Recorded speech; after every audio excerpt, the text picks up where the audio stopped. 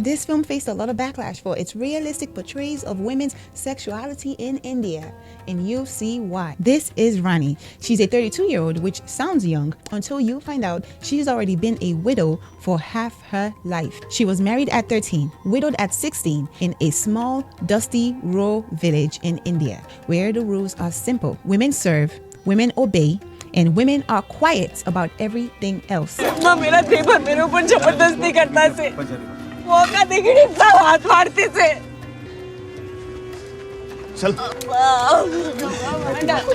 And Rani follows every single rule. She covers her hair, doesn't date men, takes good care of her mother-in-law, and keeping up with traditions, she arranges a marriage for her teenage son, Gulab, even taking on a huge debt to pay for the dowry. The problem is, Gulab is trash. He's fallen in with a group of young men in the village whose idea of manhood is picking up where their fathers left off. The bar is in hell. But Rani hopes Gulab will be better once she has a daughter-in-law. As she makes preparations for the coming ceremony, Rani begins to get calls from a man claiming to be Bollywood superstar Shah Rukh Khan. At first, he calls her by accident, but continues to call and whisper sweet nothings in her ears. And Rani kinda likes it, but she can only share that with her two best friends, Laja and Bijli. Laja, her best friend, is a skilled, talented seamstress who desperately wants to have a baby. The problem is she can't. अच्छा है भगवान सबकी नहीं सुनता। दुनिया में मेरे जैसी बांझ नहीं होती तो फिर कट रही क्या? बच्चों का अलग प्रदेशी बन गया होता।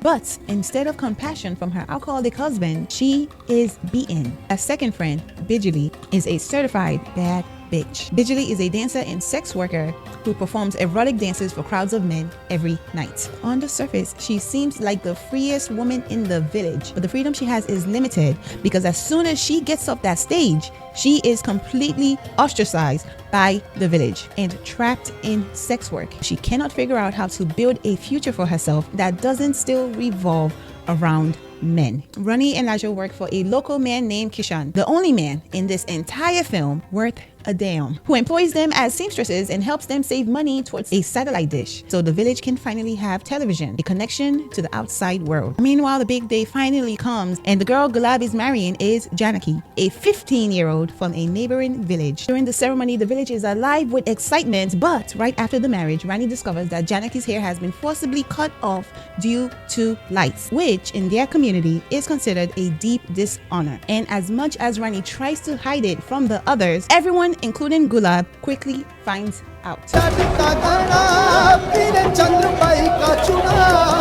Things go from bad to worse when Rani's mother-in-law passes away that same night. And naturally, the village blames Gulab's new bride. After this, Gulab wastes no time making Janaki's life miserable. She quickly finds out that he doesn't want a wife, he wants a servant, and Rani can barely stand to watch but doesn't step in. The next morning, instead of comforting her, she puts her to work. As the weeks pass, Gulab becomes increasingly worse. He and his crew are becoming a menace to the village, vandalizing Kishan's business while accusing him of corrupting the women by giving them jobs and collecting a heavy tab in a local brothel that he obviously can't pay. And once again, Rani has to ask Kishan to help settle his debt. Meanwhile, she's still receiving the anonymous calls, but she's no longer in the mood to play along. 15 साल से किसी मर्द ने छुआ नहीं मुझे। अब बता शाहरुख खान क्या मिलेगा और कब? The only comfort Rani has is when she talks to her friend Bijli, who constantly reminds her of her beauty, and Laja, who understands her like no one else does. As Laja's beatings from her husband become more frequent, it never occurred to her that she may not be the problem. मर्द बांझ हो सकते से? बिल्कुल। मैंने कभी सुना नहीं। Thinking that her friend is finally open to reasoning, Bijli tries to warn Rani about Gulab's spiraling behavior, but Rani blames her instead. And after their falling out, when Bijli returns to work that night, she finds a younger competitor on her stage. Rajesh, her security guard and friend, shows up later with what he thinks is the solution. A client so good she would never have to dance or sleep with anyone ever again. But when Bijali shows up to meet him, she finds out that the client is Rajesh himself. Bijali tells him she doesn't need another pimp. After the fight, the ladies put their differences aside to help Laja finally figure out if she's infertile or not by sleeping with Bijali's lover. And for the first time, Laja experiences an intimate, passionate, love-making experience that finishes with a bang. Oh, that was beautiful. But she's not the only one, because Rani once again starts receiving calls from her anonymous caller, who turns out not to be the famous actor, but a lonely single man who wants to see her. Anyways, the village finally receives the satellite they worked so hard for, thanks to Kishan. And at the same time, Rani discovers that someone stole what was left of her savings, and of course, immediately blames Janaki. पैसे चोरी तेरे लगन के लिए तूने मालूम से ना I wonder who really took it. Of course, it didn't take long for Rani to discover the truth. मैंने पैसे दिया हाँ पैसे And finally, she stands up to her son.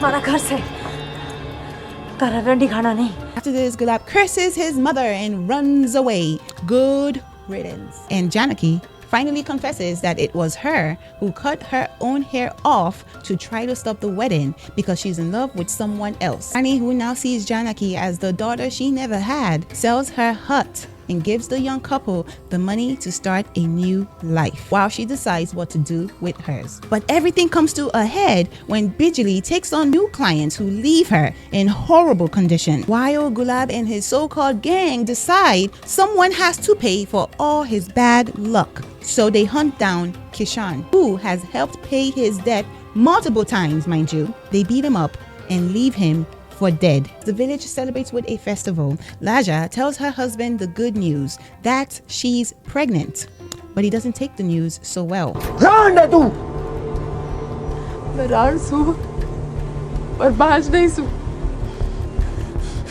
Are we surprised? No. Luckily, Rani comes to her rescue, but accidentally sets him on fire. In the end, the women run to Bijali for help, and the three of them get on her boss's motorcycle and decide to leave everything behind. कितना किया तूने हमारे लिए तुम नहीं जानते तुम दोनों ने मेरे लिए कितना कुछ किया And after one last call from her anonymous caller, they drive off into something new. तो क्या तय किया ई बार मैं मारा दिल नहीं सुनूंगी Parched is a 2015 film written and directed by Leena Yadav, shot by Russell Carpenter, the cinematographer behind Titanic. It's full of color, fire, vibrancy that feels almost defiant, given how bleak the subject matter is. It was refreshing to see a film that could have easily gone the route of a tragic ending, choosing a hopeful one instead. These women finding each other in a community that has cut them off from the outside world is incredibly difficult. And the film does a good job of making sure you understand how it feels to feel trapped, even when there are no gates holding you in. They are trapped through tradition, through religion, through constant messaging that their desire is shameful and their only value is in what they can produce for the men around them. These women are parched not because they have nothing to want, they are parched because wanting has been made to feel dangerous. The film faced backlash for its realistic portrayal of women's sexuality in India. Director Leena Yadav reported receiving threats during its original release because of how unapologetically the film tackled patriarchal abuse and misogynistic tradition in rural India. But that did not stop them from premiering at the Toronto International Film Festival. It was a major international hit, particularly in France. What makes it work is that it refuses to make these women just victims. Rani knows what she survived, but still perpetuates it. Raja is broken and brave in the same breath. Bijali seems free, but cannot quite get there. They are fully human, which means they are messy and contradictory and real. This is why Parched is the perfect opening film for this month's theme of women's sexual awakening. Thank you guys so much for watching. My name is Abby and this is Vixen Cinema, where I feature movies with complex female characters. New episode drops weekly, so please hit like and follow for more. Bye.